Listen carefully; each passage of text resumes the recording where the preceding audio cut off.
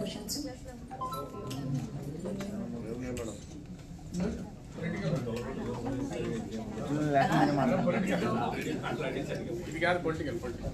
చెప్పండి మేడం. ఇప్పుడు మొత్తం ముద్రగడ లాంటి వాళ్ళందరూ కూడా వైసీపీ తీర్థం పుచ్చుకోవడానికి సిద్ధంగా ఉన్నారు. మరి కాపుకు సంబంధించి పవన్ కళ్యాణ్ ఒక నాయకుడిగా మీతో పాటు ట్రావెల్ చేస్తున్నారు. మరి ఓటింగ్ శాతం పోయే అవకాశం ఏముందంటారు? ఏం చెప్తారు వైసీపీలో కలవడాన్ని? అంటే మా చేత తిట్టించుకోవాలని కాకపోతే తిట్టించాలని కాకపోతే మీరు ఇలాంటి క్వశ్చన్స్ మనం అడుగుతారా అంటే నేనేమంటానంటే ఈరోజు పార్టీ అనేది ఒక వ్యవస్థ. ఒక వ్యక్తి మీద ఆధారపడి పార్టీలు నడుస్తాయి అనుకోవడం అది పెద్ద అవివేకం. ఈరోజు ముద్రగడ గారు ఎటువైపు వెళ్తారు అన్నది ఆయన సొంత విషయం. ఇప్పుడు ముద్రగడ గారు అటువైపు వెళ్ళినంత మాత్రాన పవన్ కళ్యాణ్ కాపుల్లోని మొత్తం అంతా కూడా వ్యతిరేకత వస్తుంది అని అనుకోవడం కూడా నేనైతే అనుకోను. నిజంగా పవన్ కళ్యాణ్ గారు కానీ కాపులకు సంబంధించిన ప్రతి ఒక్క లీడర్స్ కూడా ఈరోజు తెలుగుదేశం పార్టీ వెంబడే ఉన్నారు, జనసేన పార్టీ వెంబడే ఉన్నారు అనే సంగతి మనందరికీ కూడా తెలిసిందే. ఈరోజు ఒక కాపు సామాజిక వర్గమే కాదండి, అన్ని సామాజిక వర్గాలు, అన్ని వర్గాలకి సంబంధించిన వ్యక్తులు, ఎంప్లాయీస్ దగ్గర నుంచి వ్యాపారస్తులు, ఎంప్లాయీస్ ప్రతి ఒక్కరు కూడా ఈరోజు ఈ జగన్మోహన్ రెడ్డి సైకో గవర్నమెంట్ కనుక ఇప్పుడు దిగిపోతుందని వెయిట్ చేస్తూ చంద్రబాబు నాయుడు గారు పవన్ కళ్యాణ్ గవర్నమెంట్ రావాలి అని చెప్పి మనస్ఫూర్తిగా కోరుకుంటున్నారు. ఇది వార్ వన్ సైడ్. కానీ మీరన్నట్టు ఆ వ్యక్తి వస్తే ఎలా పోతుంది, ఈ వ్యక్తి వస్తే ఎలా పోతుంది అన్న దానికి అసలు స్కోపే లేదు, అసలు ఆ స్కోప్ లేదు. కాబట్టి దాని గురించి మేము ఎక్కువగా ఆలోచించుకోవాల్సిన అవసరం కూడా లేదు.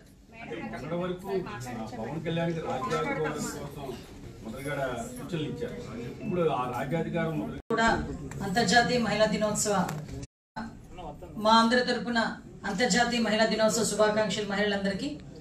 అయితే మనందరికీ తెలుసు ఈరోజు రాజకీయాలు ఎలా ఉన్నా ఏం జరుగుతున్నా ఒక మహిళ తాలూకా, నేను చాలా సందర్భాల్లో చెప్తూ ఉంటాను, ఒక మహిళ తాలూకా అభ్యున్నతి, ఒక మహిళ తాలూకా అభివృద్ధి, ఆ రాష్ట్రంగా ఎక్కడ స్త్రీలు గౌరవించబడతారో అక్కడ దేవతలు పూజింపబడతారు అంటారు. అంటే ఇవి ఓవరాల్గా ఎన్ని పురాణాలు ఎన్ని చెప్తున్నా ఎన్ని చేస్తున్నా కూడా స్వతంత్రం వచ్చిన 75 సంవత్సరాల తర్వాత కూడా ఈ రోజుకి కూడా మహిళ మనుగడకి కొన్ని సందర్భాల్లో ప్రశ్నార్థకంగా మారిపోయింది.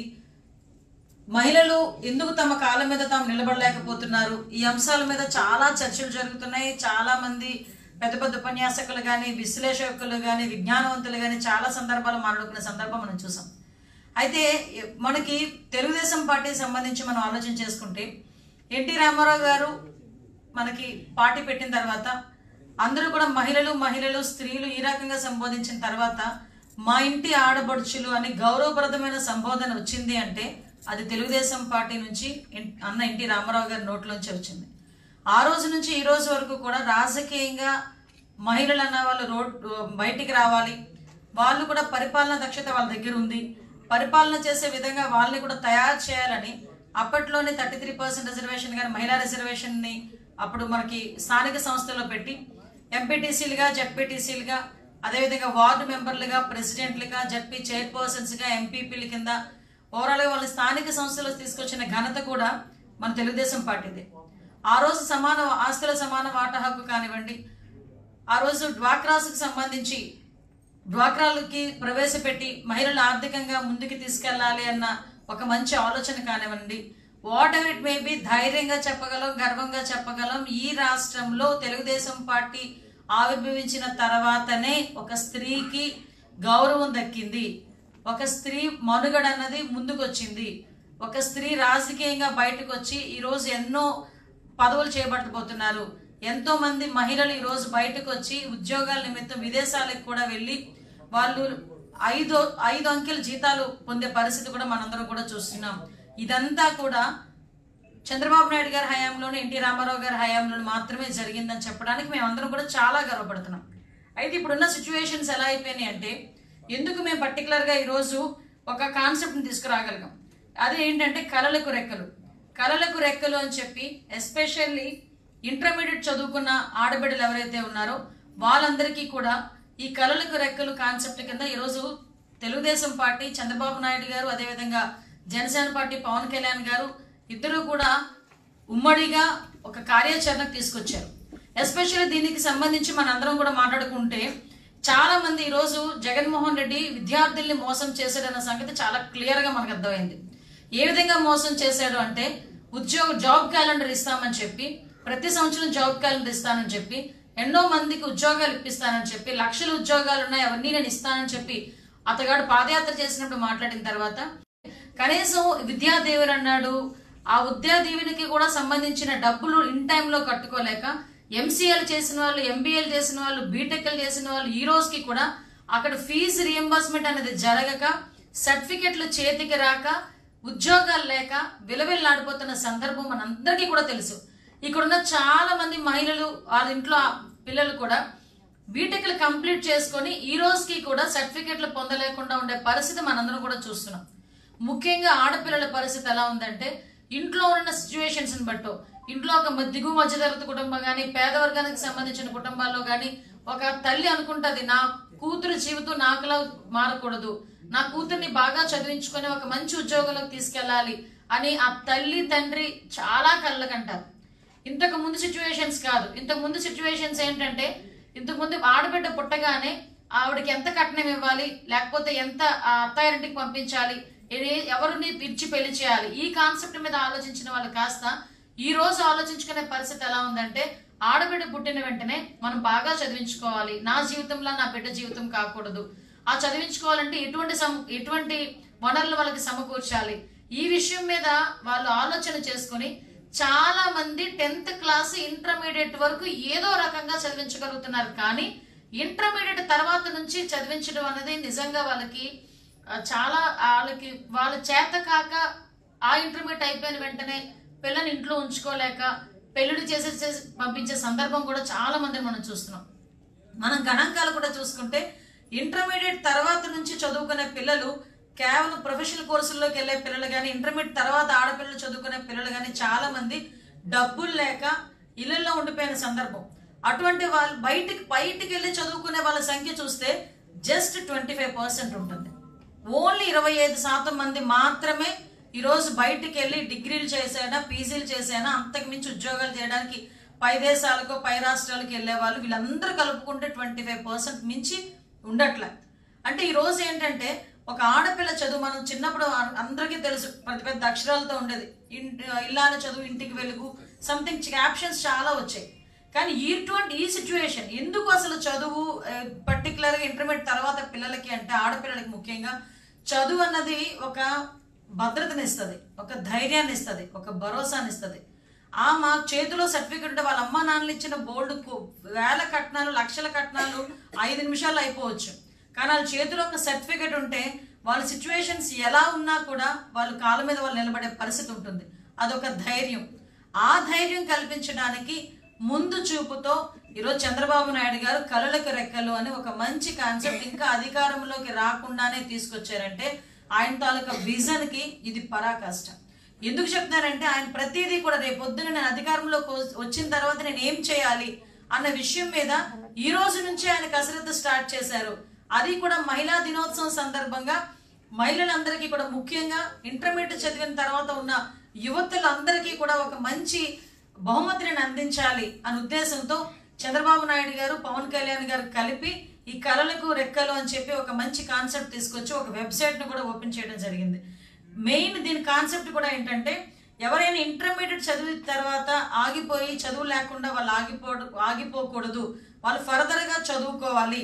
ఆ చదువుకోవాలంటే వాళ్ళకి ఆర్థికంగా ఉపయోగపడాలి, వాళ్ళకి ఆర్థికంగా ఏదో ఒక దన్ను ఇవ్వాలి అని ఒకే ఒక ఉద్దేశంతో ఇక్కడ చాలా క్లియర్ గా చంద్రబాబు నాయుడు గారు, పవన్ కళ్యాణ్ గారు కలిపి చేసింది ఏంటంటే ఇంటర్మీడియట్ చదివిన తర్వాత వీళ్ళు ఏ ప్రొఫెషనల్ కోర్సులోకి వెళ్ళాలన్నా, ఏ కోర్సులో దేశం మొత్తం మీద ఏ యూనివర్సిటీలో కానీ, ఏ కాలేజీలో కానీ వాళ్ళు జాయిన్ అవ్వాలన్నా, ప్రొఫెషనల్ కోర్సులు తీసుకోవాలన్నా వాటికి సంబంధించిన ఏదైతే బ్యాంక్ లోన్, వాటికి సంబంధించిన డబ్బులు బ్యాంక్ రూపేనా, లోన్ రూపేనా వాళ్ళకి ఇవ్వడానికి, వాళ్ళకి బ్యాంక్ రూపేనా లోన్ ఇవ్వడానికి మీరు అనుకోవచ్చు వెంటనే ఎవడంటే షూరిటీ ఇస్తాడు. ఈ రోజుల్లో లోన్ ఇవ్వాలంటే 10,000 రూపాయలు లోన్ ఇవ్వాలంటే షూరిటీ ఏం పెడతారని అడుగుతారు. మరి లోన్లు ఇస్తే మీరేం చేస్తారంటే గవర్నమెంటే వీళ్ళకి షూరిటీ కింద ఉంటుంది, గవర్నమెంట్ షూరిటీ కింద ఉంటుంది.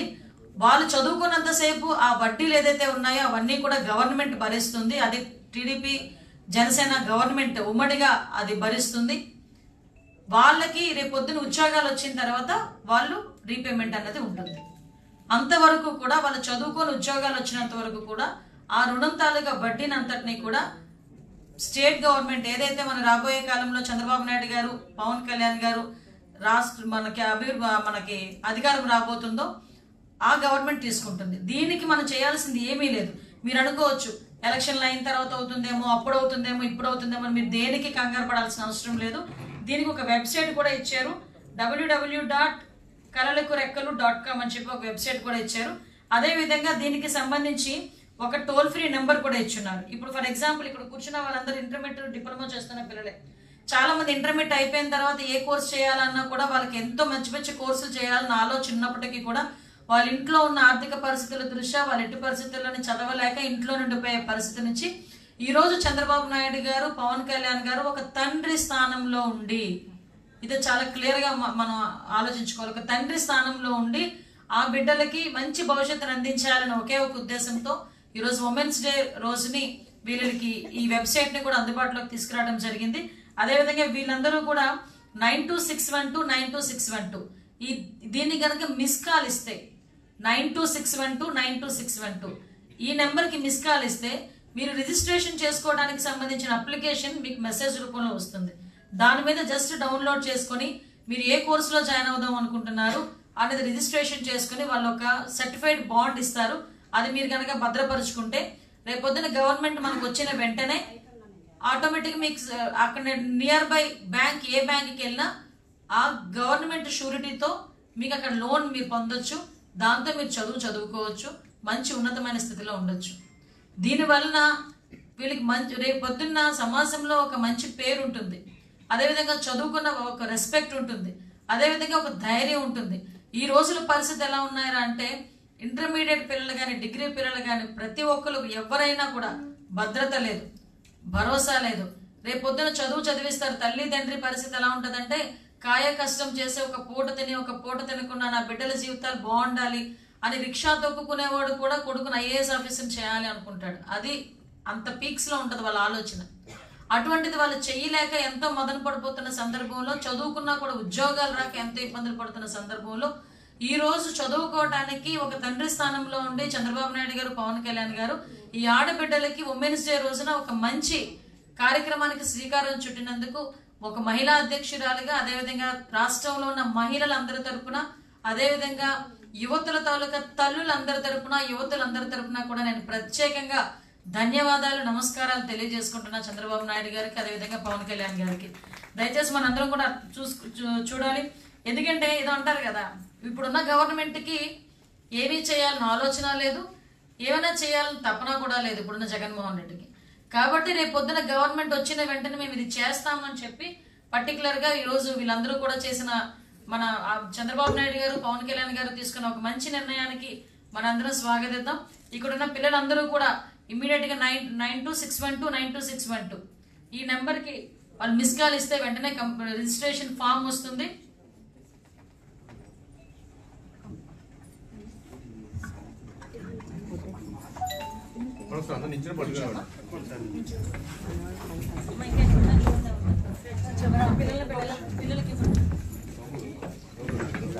నేను లేకను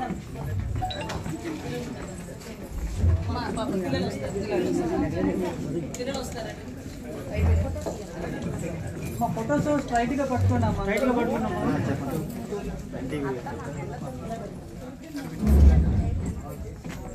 అది చెప్పండి మేడం.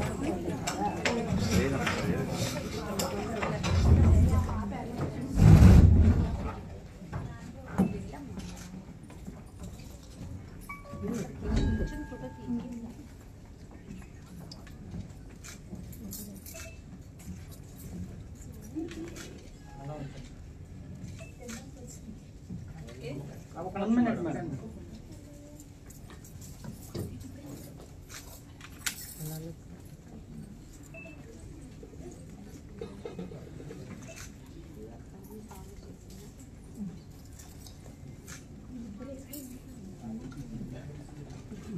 Okay.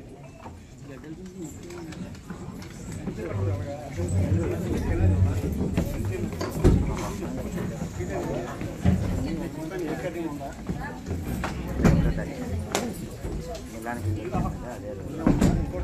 దాని గురించి